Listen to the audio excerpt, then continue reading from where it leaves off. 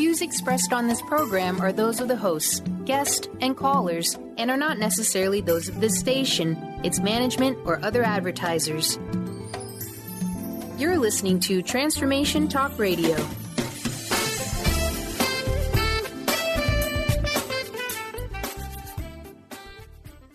Hi, welcome. This is Dr. John DeMartini. This is one of the most amazing and inspiring shows that you can listen into. If you want to be on the edge of your seats, if you want to open up your heart, if you want to expand your mind, and you want to meet incredible people, stay tuned because you're just about to experience a transformative radio show that will change your life. And you're listening to the Dr. Pat Show that's coming up right next. The following audio is via a Skype call. Welcome to the Dr. Pat Show. Talk radio to thrive by. Powerful, inspiring, and coming to you live, bringing you stories of people like you and me busting through and living life full out. Get ready to dare to wonder what your life would be like if you knew you could not fail.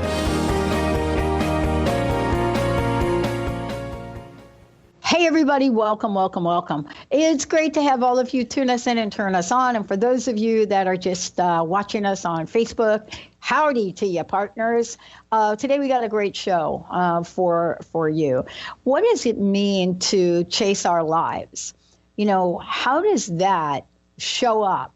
And when we're chasing our lives, how are the ways that we can do it to create the kind of change we want to see?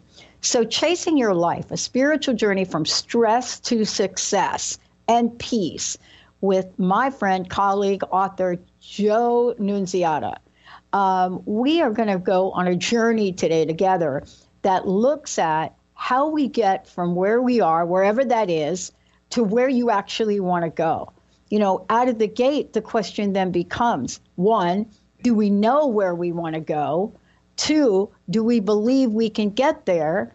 And then part of the journey is, am I taking this from a human approach of things, or am I moving ahead knowing that I got a little help in the spiritual journey? For those of you that know Joe, you know his work, you know what he's known for, this best-selling author, spiritual life and business coach. He is a professional speaker. He teaches people all over the world what it's like to make permanent, clear, crisp changes in your life, and at the same time, break free of destructive patterns.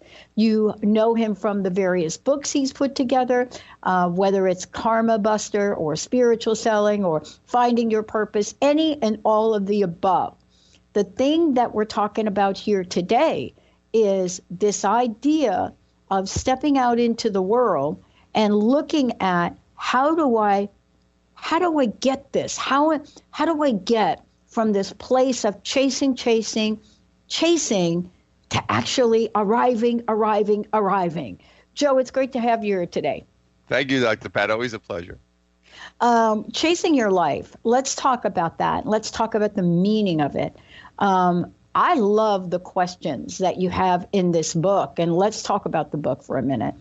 You know, this idea of looking at what we're chasing from a very, let's say, conceptual point of view, and then trying to discover what we're really chasing. Isn't that really step one in looking at this? Yeah, I think we want to look at our lives and saying, what is it what am I doing? I think people don't, I don't know if that's a question we ask ourselves. We get up in the morning and we kind of got caught up in a routine or what we thought we were supposed to be doing. And not enough of us took a step back and said, well, why am I doing this? Or what is the reason behind this? And then we've grown up in a society, and it's also coded to our DNA, to really be chasing after stuff that we believe on some level that is going to make us happy, or we believe that we're supposed to be doing it because that's what we learned, or we've seen TV, or whatever the case, or we learned it in school. And we got caught up in this idea of this is what I'm supposed to be doing. And I don't think a lot of people took a step back and said, wait a minute, is this what I want to be doing? Why am I doing it? And what is the emotion that's driving me forward? That was really the key for me writing the book, was to say, what is the emotional feeling that's driving this bus? And is this the direction I want to be going in? Yeah, I mean, a lot of times I think we grow up in a society, and a lot of us, have grown up to, especially in the workplace, Joe, right? I mean, how many times has your boss said to you, dude, like, leave your personal life at the door? And, what that really means is I need you here 100%. Emotions have no place in the workplace. And I think we're coming to understand that that is not 100% true. If that were true, Einstein would have never become Einstein, period. Absolutely. And it's interesting because how, people make that comment to me, I always laugh because they say, well, I'm having trouble at home, but it's not affecting my work, or I'm having trouble at work and it's not affecting my home. And I'm like, it's impossible because you're a human being. The energy does not, energy, as humans, we want to compartmentalize, but energy doesn't work that way. Energy says, hey, I'm with you all the time. Whatever you're feeling, if you're feeling upset about something, I don't care if it's home or at work, you're bringing that feeling with you. You just can't put it in a box and stick it somewhere.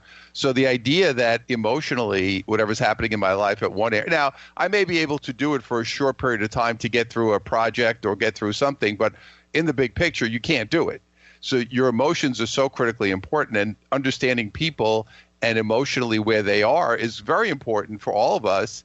But also, again, one of the traps we have is we get stuck in those emotions or those negative feelings, which also have to be addressed. So there's a lot going on with us as human beings, and we have to be emotionally aware, which I feel is the next level of evolution, which is where we're heading to now. Well, the next level of evolution, let's talk about it for a minute. I look back at my life, and I know you have stories from your life that we're going to talk about here today, where I think about how did I really move from a point of depression to this place where there's a sense of flow, there's a sense of movement, there's a sense of knowing, even if I don't know.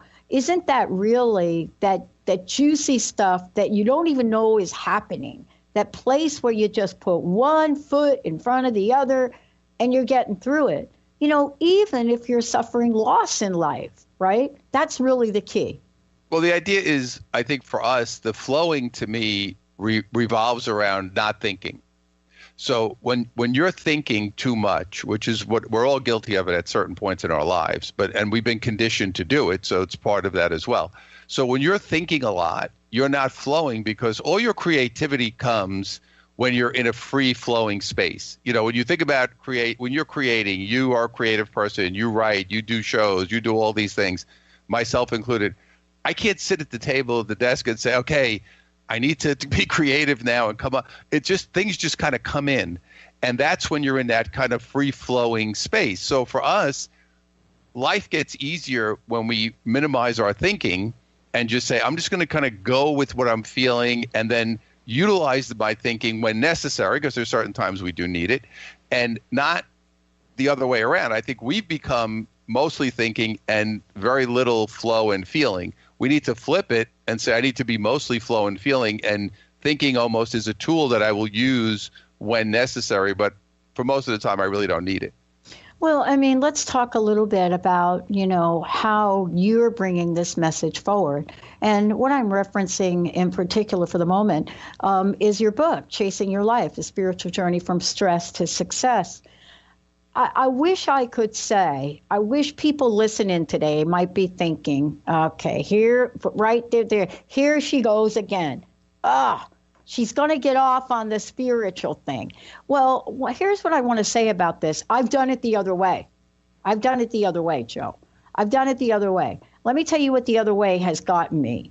The other way has gotten me complete depression. My mom, who I watched suicide, homeless at 17, came home one day, found all my clothes out on the yard, right? Getting into trouble at 19, going through life, trying to work a bunch of jobs just so I could party. And somehow I'm here talking to you and thousands of people all over the world. Now, my free will helped me design something, but I know I didn't get here with a lot of help. How do you describe that for the people listening and also for yourself? Well, I think, obviously part of what we go through is karmic, and part of it is the emotional journey that we needed to have. So, whether we like it or not, like your journey, my journey, part of it is a karmic journey. We came here to have an emotional experience. So your trials and tribulations and mine and all the struggles and upsets and things that we've gone through, this is something we did come to experience. So we want to embrace it to a degree and say, okay, that was something I had to do. I had to learn all these things because this was my mission. And now the second part, it's almost like I think of it as part 1 and part 2. So part 1 is I want to go through all these things because I have to learn these lessons and have these experiences.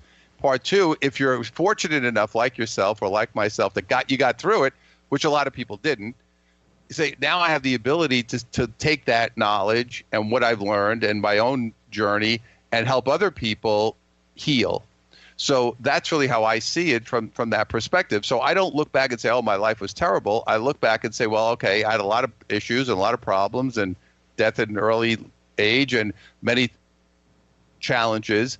But I don't want to hold, like a lot of people say, oh, my life was so terrible and look at where I am. And yeah, it was hard. It was difficult. It was emotional. I accept it all, but I don't want to look at it as a negative thing. I kind of see it as, okay, this happened. But it was supposed to happen. It was necessary because I couldn't do this work if I didn't have that experience. Because when someone asks me a question now or someone comes to an event or emails me, I know exactly what they're talking about. I've been there. I've been in that situation. I know that feeling. I know what it's like. And that's the way I'm able to go forward. So I think for all of us, it's kind of like embrace your whole story. Yeah. But don't attach yourself to it. See, that's the difference. Yeah. So somebody, you and I, we play sports. We do things like that, right? Both New York City, we know about that.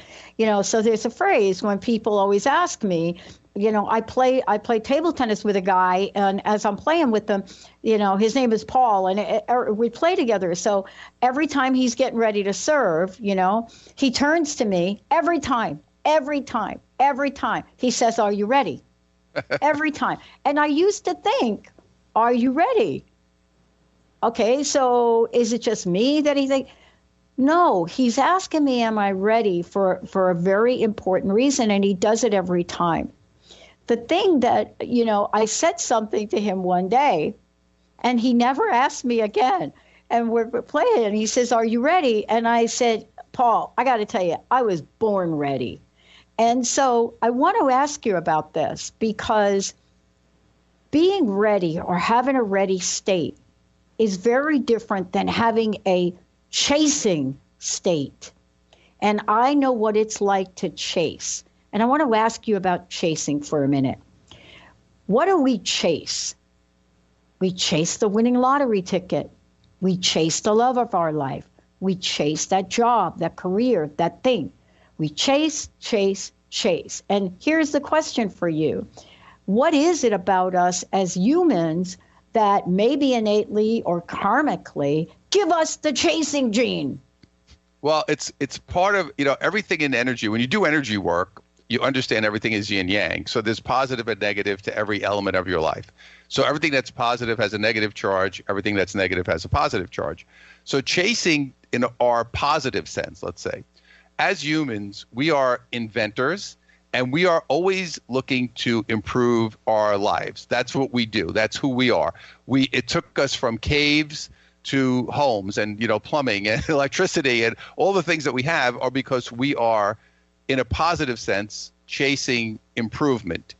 And that's a good thing, right? You say, well, that's good because we are inventors and we want to improve and we want to make our lives better, and whether it's personally or globally or whatever the case may be.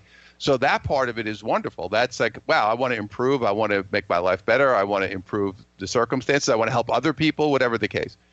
Where we get in trouble is when we start to chase all these other externals. See, because the creativity part, the invention part is very spiritual. I'm inventing, I'm creating. That's very spiritually based. That's very big picture based. Where we get in trouble is the ego gets involved, and then we separate and we start to create a personal agenda, which is tied to chasing these whatever things, like you said, the title, the car, the girls, the boys, whatever, that I believe this is the thing I want to get so I can elevate myself. and that's going to make me happy. So this is where we get in trouble. So the idea behind it is to say, what's the difference? Because people say, well, Joe, I go into companies, I do sales training, right? Spiritual selling. And they'll say, you're telling me to tell my guys not to chase business. I said, I'm not telling you to tell your guys not to get new business. I'm telling them, I don't want them to chase stuff. Thank you. So that's the difference. Because I said, and the example I use all the time, and I say to the guy, listen, okay, you and I are going to walk out in the front of this building. If a guy started chasing you down the block, what would you do? And everyone says, I run away. I said, if you saw a crazy looking guy chasing you down the block, what would you do? He said, I'd run. I said, so why would you chase business? What are those people? What is the feeling that you're putting out there toward those people that you're trying to get to do business with you? So it's not a matter of not doing anything. It's understanding the feeling behind what I'm doing.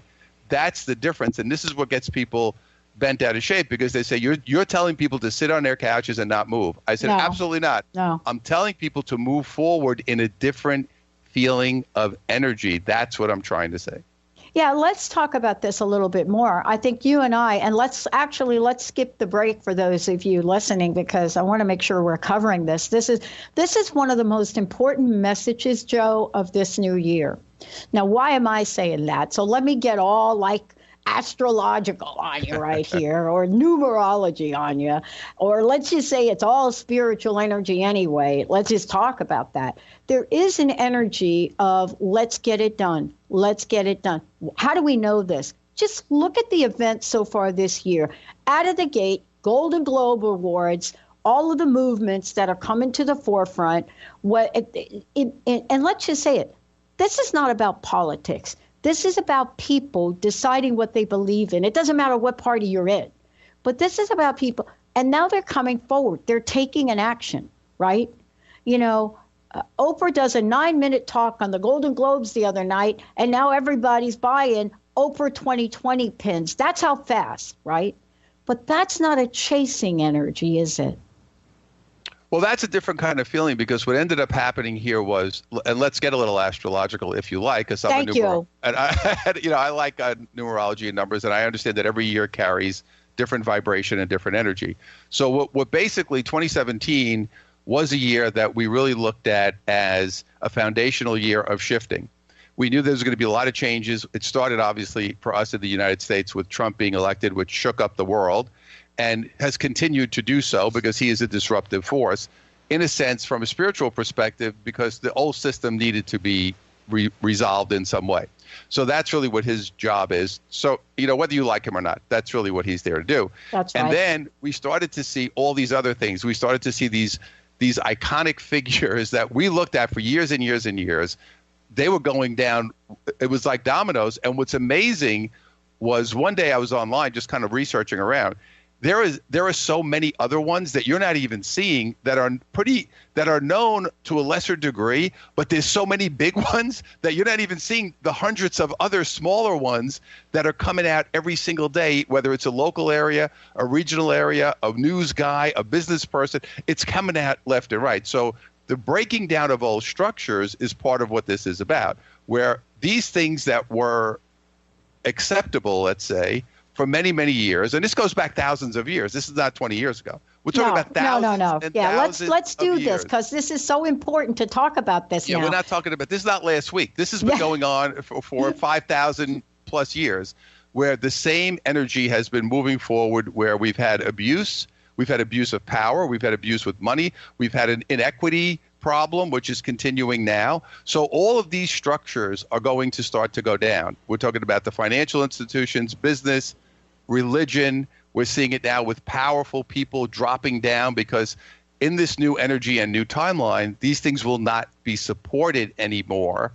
So that's why you're seeing things like we're seeing now with Golden Globes. And again, there's a self-serving element to some of those people too, because I think a lot of those people were complicit in that whole situation. And where were you 20 years ago, 10 years ago, 50? But the energy of the universe was not ready to support that shift. Now it is. So now we're going to start seeing changes. So now for us as individuals, we have to take our part in it, which is, hey, I need to follow through with my own thing, whatever I believe in. And if I see something that I don't like or something that I don't agree with, I am not going to perpetuate that by turning a blind eye. So this is all part of where we're going in 2018, and this is an exciting time. And again, it's going to be a time of a lot of change. People don't like change, especially those who have really prospered and been very successful in the old energy. They're nervous because they don't want to see this happen, because they say, whoa, whoa, whoa, the emperor has no clothes, and all of a sudden everything's starting to come down, and where am I going to end up? Which is the wrong philosophy, because we need to be in a greater good mindset, not a personal agenda mindset. That's the real change. The big picture change is we're going from this personal agenda, ego mindset to what's the greater good. And that's going to be where you really see waves of change take place. That's what I'm talking about. Listen, we've gotten to know each other pretty well. You're working with our team. You've been helping us out, right, in more ways than I can tell you. And we've talked about this idea of chasing from a sales point of view. There's a difference between chasing and inviting, right? And in your book, you talk about chasing the past. I love that you say this. I love that you say this, because let's just try it again on our listeners, our audience right now. What if I said to everybody out there, do you think maybe you're chasing your past? The mind can't figure that out, because the mind is saying, wait a minute, it's a past. How could I chase my past, right? But we do it all the time. What I'd love to be able to do for all of you, if you've got a question, you want to weigh in, you want to get some help as to how to stop the chasing, period, 2 ways you can do it. Facebook, just write a comment, be great, we'll get right on it, or give us a call, 1-800-930-2819. Go the other day, out of nowhere, I've been a little bit under the weather. I rarely get a cold or anything, right? But I did. Why? So I could stop. So I could stop long enough to take a look at what you said. We have to finish some things this year, and we are. But what if we were to stop chasing, which I had the opportunity to do, and step back? Out of that, what happens? Call Jessica. Jessica, I got to tell you something. We have to rename our network as we move forward. We have to change it. We have to rename what we call the radio part of this. And we may have to change the network in general. Now, Jessica knows me well enough to say, okay, right? You know Jessica. Yeah, of course. Right? Because the energy of it is not a chasing energy, it's an innovating energy. How have you been able to help people stop chasing the past? Because the past is, gee, this is what we were going to build. We're going to build it. We're going to build it. We're going to build it. But here we're building it. Technology is changing. We're building more than we thought. And the direction that we're being called forward is different. How do you help people, Joe, as you've helped us, look at this difference and make a mid-course adjustment? Yeah, so one of the sections in the book I talk about chasing time, right? You're chasing the past or you're chasing the future. That's where most people live their lives. So when we talk about chasing the past, I think of it as I'm chasing whatever didn't work out. I'm chasing, the relationship, the business, the idea, whatever happened, and I'm reminiscing because I'm saying, well, the past was better. Yeah. My present is not so good. I'm chasing the feeling I had when I was younger, or when I was married, or when I was, the big athlete, or whatever the case may be, or maybe you had a certain job. So instead of me being present and moving forward, I'm chasing those things, or I'm feeling bad about something that happened in the past. And by doing that, I'm not allowing myself to move forward. But we also get caught up in chasing the future, which is I'm chasing something that I believe is going to make me happy. So the idea behind it is to say, you're speaking of innovation, which means my ability to move and go with the flow of what's changing. So I had a client that I was working with who was very slow on moving into innovation and technology of the online ordering process. And it's a company that works with a B2B type environment, but the owner was kind of an old school owner, really, is a fax machine person. So I'm saying, like, we used to get the orders, and again, it's the past, right? The people used to fax the orders in, and I said, yeah, I understand all that, but you're losing market share, which the sales director is telling me, because this guy's refusing to step forward and say, okay, that was the past. So I said to the guy, listen, I said, let me ask you a question. There was a business many years ago where people took blocks of ice and put them underneath refrigerators. And that's how they kept their food cold. That's what you're doing with your fax idea. Because imagine today if me having a guy come to your house with a block of ice and putting it under your refrigerator. And he looked at me like I was crazy. I said, but this is exactly what you're doing. So when I put it in that context, he was able to say, he looked at me, his eyes got like two saucers, and he said, oh my God, I never saw it that way. I got stuck in my fear of technology. So again, we fear what we don't understand. We fear what's new. We fear the idea to say, I have to reinvent myself. So this also happened. McDonald's, if you've ever, I've done tremendous research on McDonald's early on studying franchises. And of course, the movie came out with Michael Keaton, if you saw it, called The Founder. Yeah. But one of the things the McDonald brothers did at one point, before they were huge, when they had one restaurant, is they had one of those restaurants with the car hops and, people roller skating up with the trays and all that kind of stuff from the 50s. So they realized that, well, you know what? This is not the best way to operate. And they were very successful. They closed the restaurant down for 6 months, rebuilt the whole place, rebuilt the kitchen, and came up with the system that we know today as McDonald's. And people said to them, you're crazy. But they realized this is not the future. And am I willing to take a step back to say, okay, I need to reinvent myself, reinvent what I'm doing, make these changes to go forward?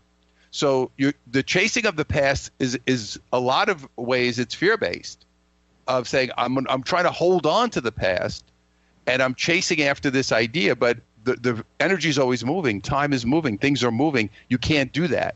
But again, we've seen a lot of people in business go out of business. This person's really having a hard time because now by the time they got on board, all the competitors are way ahead of the game. Now you're treading water trying to catch up. So again, these are things that we have to look at and say, I have to be willing to go with the flow. And one of the things I always say to people is, don't get attached to what you think you're supposed to be doing and the way you're supposed to be doing it. I was like that for years because I was always saying, I have to do it this way, I have to do this, I have to do that. And I say to clients, I said, what would happen if God came down to you and said, listen, the best way you can serve right now is to get rid of all this stuff. I want you to go to Italy and become a farmer. And that's going to be the best way you can serve mankind. Would you be willing to say, okay, if that's the best thing for me to do to serve, I'm willing to let it all go? That is a question you should ask yourself, because if you can't say yes to that, you're attached to too much crap. I love this. We're going to take a short break, and when we come back, we're going to talk about it more, because we think we got the best laid out plans for our lives. I mean, I went to school for 8 years in my 40s. Are you kidding? Because I thought I was going to go to school for 8 years, and at the end of the 8 years, I was going to go work for Deloitte and Touche or somebody like that and get that big fat job and get that big fat salary. And when I was done, I was done. There was nothing more for me to want to learn, study, or do in the field of organizational development and behavior and psychology. So then what? Well, that's what Joe's going to talk about. Or let him talk about that. What if your best laid plans, all of them laid out, right? What if you do that and then you become the runaway bride? Stay tuned. We'll be right back with Joe. We're going to give you lots of information, tell you about his book, how to find out more about him, all of the above. We'll be right back.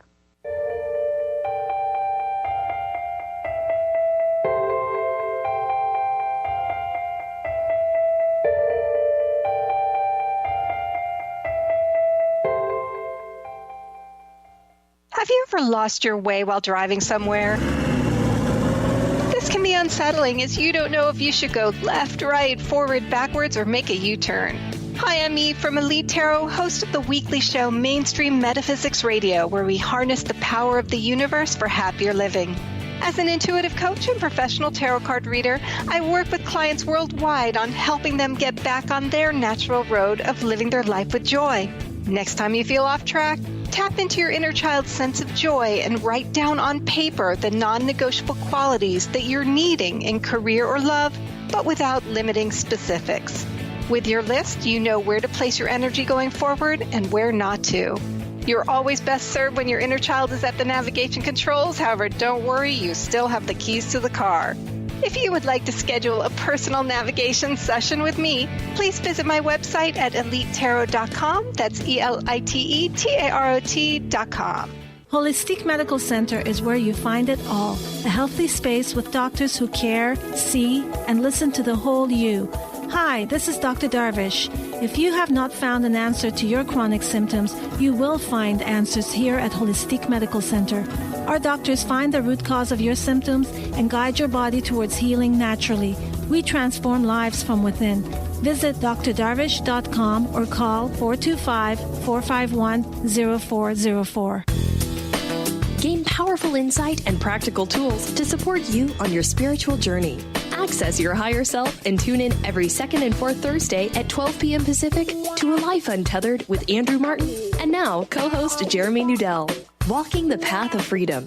Andrew is a highly attuned, intuitive oracle, energy worker, spiritual teacher, and international radio host. For more about Andrew and his services, visit andrewmartin.energy.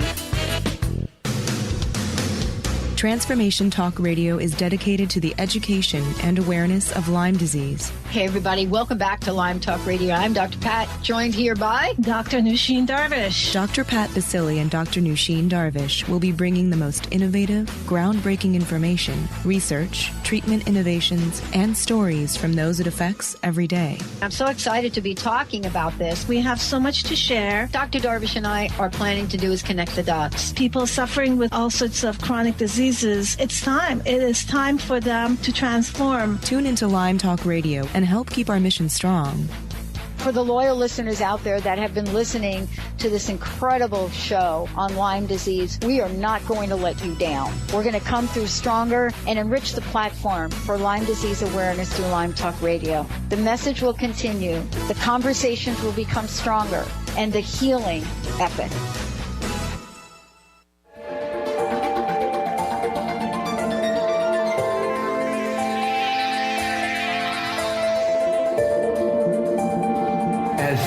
The Buddha described, once you hear the truth, it's not going to rest until it becomes fully available in your awareness. Yeah, that's what we're talking about. Joe Nunziata joining me here today. We like to call him Joe Nunes. Joe, before we get back into this, because I know this is such a big conversation, first of all, how can people learn more about the book? How can they find out more about you? How can they find out more about all of the books that you have? Because it's super important right now for us as we are entering this year. We've got to build up our toolkit too. For me, my main site is JoeNunz, JoeNunz.com, JoeNunz.com. And if you want to get the book and also a free audio, I have a little preview audio, that's available on ChasingYourLife.net. So if you go to ChasingYourLife.net, you can get that, and my main site, Joe Nunz, will get you everything else. Okay, so, and by the way, his name is Joe Nunziata, and if you want to do that too, you can find him. All you got to do is put in Google, boom, there you go. But the point is, you know, he's the person that's talking to you about trust, faith, karma, you know, about how to excel in your life. I want to talk about this in a couple of different ways. You know, you and I have had father figures in our lives, right? Now, for me, I had to really think hard what I learned from my dad. You know, what did I learn? And even after a lifetime of not thinking I learned anything, there is a few things I did learn. I'm pretty funny. My dad was pretty funny. Who has shaped your life? You know, how have you learned this? Well, I think obviously your parents are going to have the biggest impact because you have their DNA. They're part of your karmic journey. You're going to pick up the traits from them, good and bad. Again, same yin-yang story, right? We pick up traits from them that are positive and traits from them that are negative. So my dad was a good-looking guy, a dynamic guy. He was the youngest of 12 kids from Brooklyn. They were all, trying to get attention all the time, and he was a very good athlete. He was a great communicator. He was somebody who you immediately liked. He was one of those kind of people that had that kind of charismatic personality, very gregarious, that type of thing. On the other side, he went through bouts of depression. He was trying to get his mother's attention. He was so focused. He was the original chaser. I write about him in the book because he's the guy here's where I saw chasing for the first time, chasing a career and chasing notoriety, so he would receive this attention that he didn't get from his mother. So I look at my mother, certain traits that she had, very tough, very strong, very powerful in her own right. But on the other side, there's a negativity, a feeling of gloom and doom, this kind of mindset of nothing is good. So, again, very victim oriented. So I picked up, we all do. We pick up those traits from our parents. One of the things I always talk to people about, I say, we go through life. I think a lot of people trying to say, I'm not going to be like my parents, which of course you can't do because you are your parents. The idea is to say, could I be a better version by saying, let me take what was good and build on that and work on the stuff that I picked up that was not so good and try to dissolve that out, because that's how you're going to be the best version of yourself, which is all we could all do. Boy, listen, every year, I'm not just saying 1 year, but there are times, I mean, you and I work for a living, right? Contrary to what all my friends are thinking I should be doing right now, right? I love what I do. I love what we're building. I have a great team of people here. Are you kidding me? Linda, Kim, Justin, Carter, Jessica, Megan, Chris, boy, Ben, you just name them. Great people. Make me smile, right? Can't do this without them. Spirit was very good to me one day and said, Pat, you cannot keep doing things alone. And I want to ask you this question. Sometimes in our chasing, we forget that maybe in order to create the greater good, we have to get greater in other ways. And I know you talk about this in the book. You talk about how can we be successful and do good things in the world. But chasing, I don't think that chasing was my doom, by the way. Yeah, well, chasing is agenda driven. Understand? Yeah. So basically, when I talk to people, it's usually tied to an egoic personal agenda. Why do you want to do this? Because I want to get something personal gain, something that I get that I'm only concerned about myself. So that's somebody who's in a narcissistic state, and we all, obviously there's healthy narcissism too, but so somebody who's in an agenda saying, I need to get this promotion, I need to get this account, I need to whatever it is that you're trying to get, this girl, this guy, because it's a personal agenda, as opposed to saying, am I doing something that is, again, I go back to for the greater good, and am I doing something that's a win-win, that's a positive for everybody involved? So it's a matter of saying a person who is in a egoic state and who is looking for only for personal gain, that person, that's where they're going, which is fine. See, the idea is this: if that's what you want to do, I'm not trying to stop you from doing that, because I can't. If that's what you choose to do, I want to surround myself with people who are saying, okay, I want to do things that are for the greater good for everybody, but also understanding one thing, and I think this is critical. One of the people who benefits from everything you do is yourself. Yeah. So I think a lot of people get caught up in this, I'm giving. The universe, energy is all about balance. It's not about you pumping out all your energy and getting nothing back. So the idea behind this, that you're going to be this selfless, wonderful person and give everything and get nothing back, is foolish. This is like saying I'm going to walk on the desert with no water and give all the water away to everybody else until I die. This is not what the universe wants. We want to give, we want to receive. There is a reciprocity there that is important for us. And I cannot tell you how many people I meet that talk about, see, we have one extreme to the other. I have the extreme narcissist who only cares about themselves and their own personal gain. Then I have the extreme other side where the person saying, all I'm looking to do is help everybody else. I don't care about myself. Neither one is the way to go. You want to say, hey, yes, I want to receive also, but I also want to do things that are helping everybody and creating a win-win situation. That is the ultimate place to live. But the receiving part, which I go through every single day with people, is critically important. That is actually the missing piece for a lot of good people who are trying to do things in a positive way. Well, I love that what you're talking about here, because giving has been given a bad rap. It has been. I mean, in my generation growing up, I can tell you all the books on codependence that I have read, the therapist, the workshops, the programs. But the thing that I learned from a beautiful woman who was my therapist, who helped me enormously when I lost my job, was if you're giving because you want to give, you really want to give, not that you should give, but you really want to give. You want to give of your time. You want to give of your money. You want to give of your knowledge. Then that is a different level of energy and giving.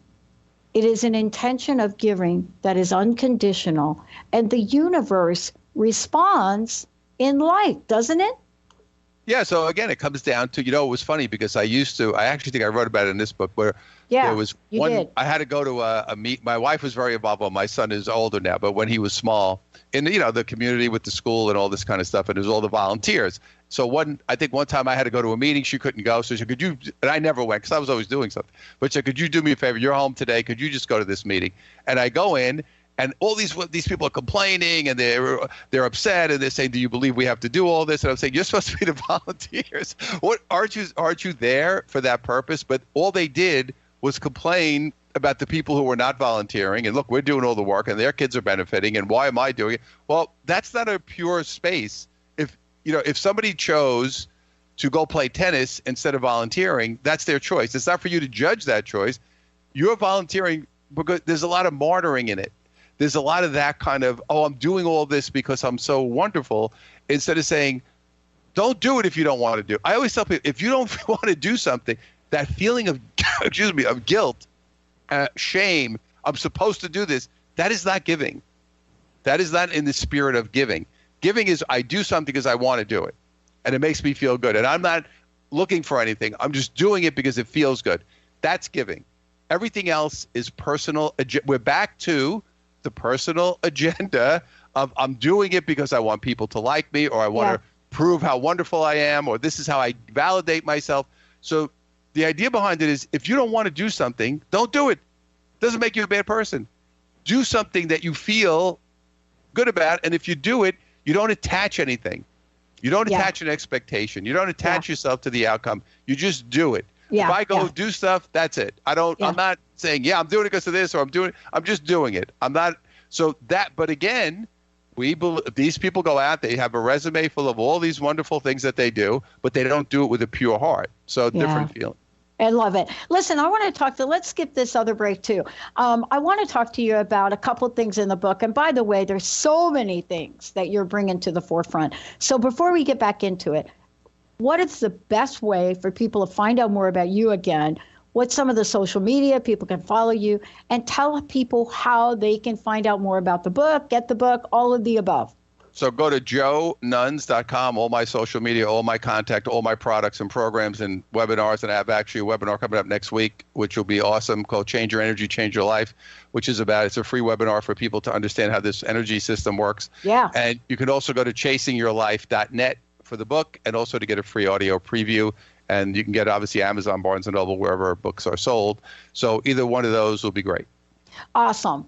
All right, the big one I'm saving. Big. It's huge. It's big. Oh, yeah, I did say that. Trust and faith. And I want to know, from your perspective, the relationship between trust and faith and surrender. Well, let's start with surrender. Because let's start, and then we'll get to trust and faith. All right. I think it's a natural dovetail. So surrender, I think it's funny, when we think of the word surrender, if I say that to somebody, they think of giving up. Because if you think, what did you learn? Oh, the army surrendered, or somebody surrendered. And so we have a negative association to that idea of surrendering. So surrender is really, in a higher form, is I'm letting go of all my stuff. So I'm surrendering the chase. I'm surrendering this idea of what I think I'm supposed to be. I'm surrendering the attachments. That's surrender. Surrender is I'm letting go, and I'm letting go of all this junk that I've piled on myself emotionally and in many cases physically to move forward in a positive way without any attachment. See, the attachment is the big thing. So then we get into faith and trust. So when I surrender, that means I'm giving up a part of my identity, which is the belief that I'm supposed to be X, Y, and Z, whether it's the good husband, the good father, I'm supposed to act a certain way, I'm supposed to do this or that. So I surrender all that. And now I trust that the universe is going to take me where I'm supposed to go. And I have faith that everything will work out for my highest and greatest good.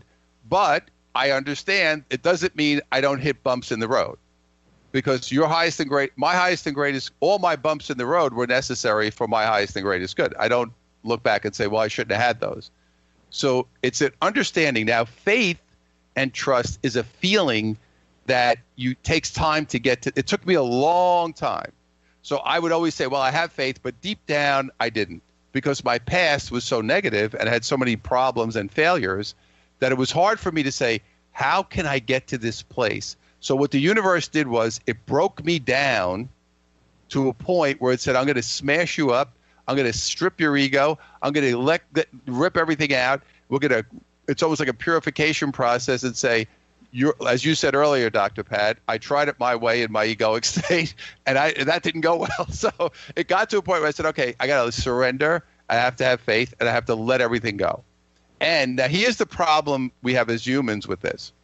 We like to know where we're going next. We like to know everything. We like to be safe. We like to say, well, I'm going to do this, and if I have this job, and if I do this, and if I do that, and if I marry this person, if I move to this neighborhood, if I put my investments here, I'm going to be safe. Now, of course, that's an illusion, because that doesn't exist. Because everybody who thought that, talk to the people at Enron who had millions of dollars of stock, who were secretaries, who all of a sudden in 3 days had nothing.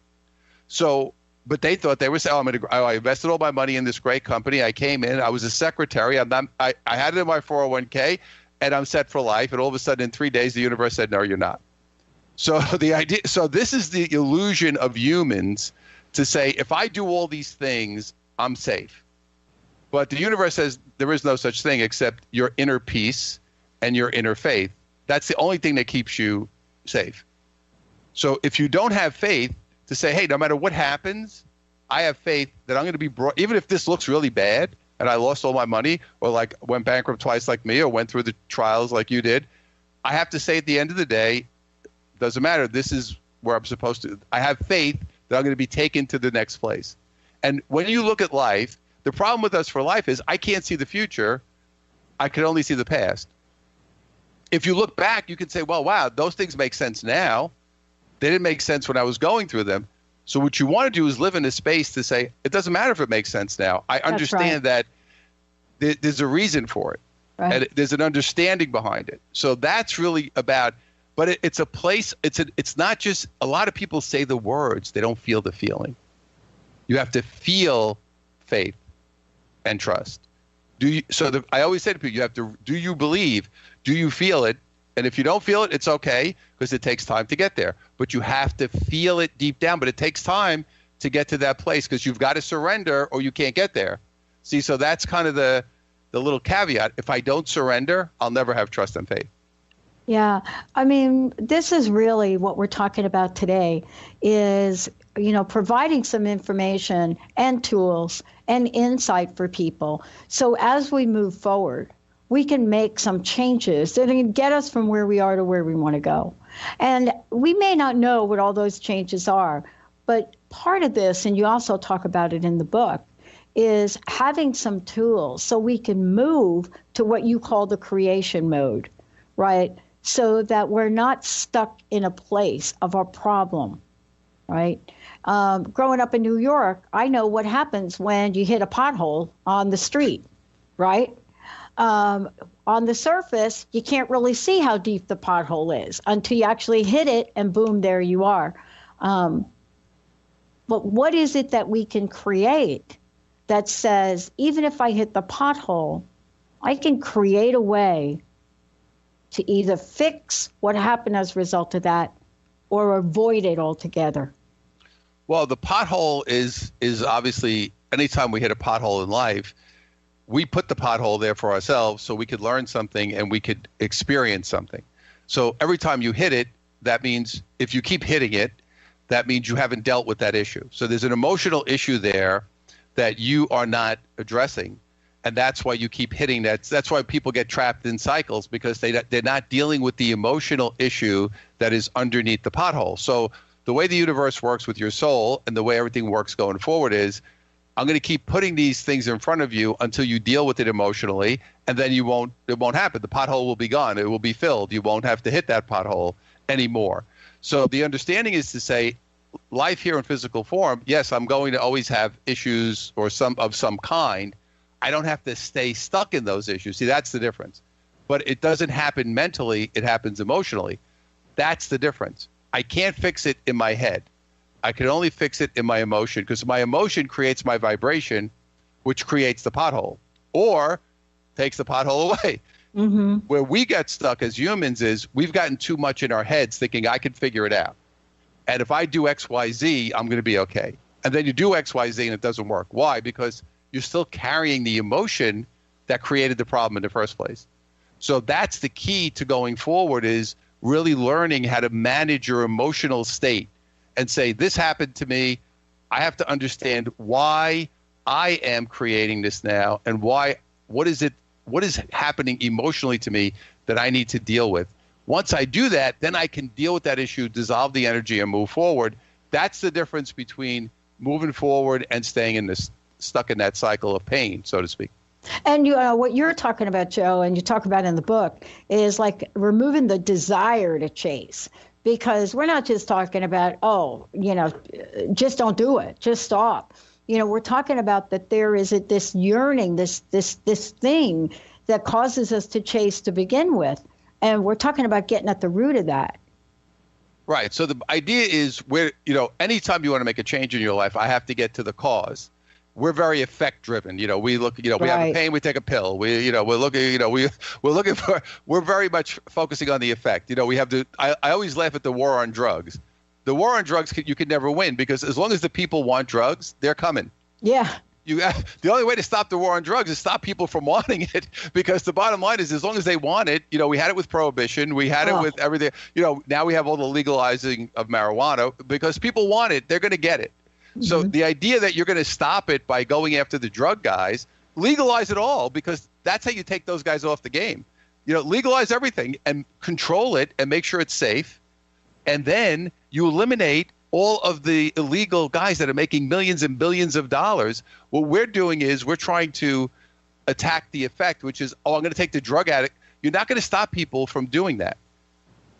By attacking the drug dealers. It's not going to work. So for us, it's the same philosophy to say, if my desire is to have drugs, that's what I'm going to do. So the idea is to say, why am I chasing this? And the reason you're chasing everything is very simple, but it's hard to deal with it. You're chasing the feeling of love that you don't have. And somewhere in your belief system and in your mind, you've been conditioned to believe, if I get this, I'll be happy and I'll feel love. And it's the wrong road to go down, because the love can only come from within yourself. And that is the whole key to the whole chasing game, that if I stop chasing love externally and just understand that I don't need it, whatever I get externally is a bonus. My job is to just love myself.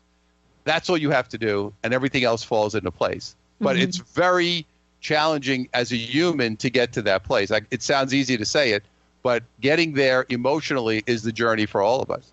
Wow. Joe, thank you so much for helping us kick off this year, but more importantly, for a very powerful message and the tools so that we can learn how to stop chasing. One last question. What's your personal message? What do you want to leave us with today, and your website again? So bottom line is this. All you're here to do is be the best version of you. Love who you are, accept who you are, and the more you do that, the easier your life is going to be. And you can get me at joenuns.com. Any questions or whatever, you can contact me there, and I'd love to engage anybody who's interested in expanding and moving higher. All right. Happy New Year to you. Happy New Year. Thank you so much, Dr. Pat. You bet. We're going to take a shorty, everyone. We've got another hour coming up here on the Dr. Pat Show. We'll be right back.